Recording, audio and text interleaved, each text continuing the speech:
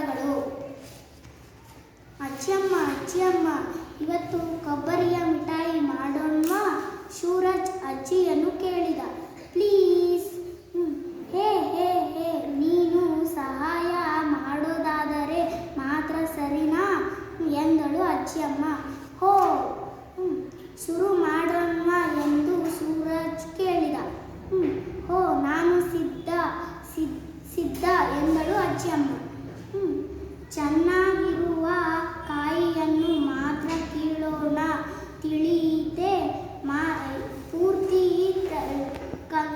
ಕಂದು ಬಣ್ಣಕ್ಕೆ ತಿರುಗಿರುವ ಮಾತ್ರ ಹುಷಾರು. ಇದು ಬಂತು ತಪ್. ಈಗ ನಾರು ಬಿಡಿಸೋಣ.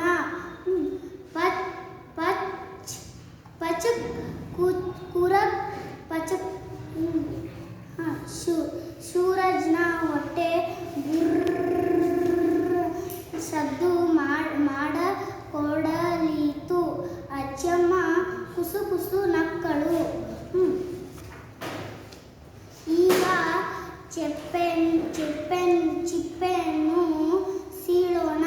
ಈಗ ಕಟಕ್ ಮತ್ತು ಕಾಯಿಯನ್ನು ತೂರೋಣ.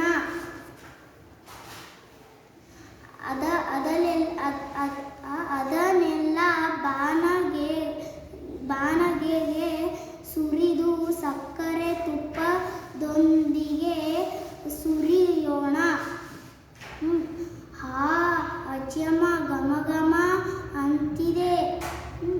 ಅದನ್ನೆಲ್ಲ ತಟ್ಟೆಗೆ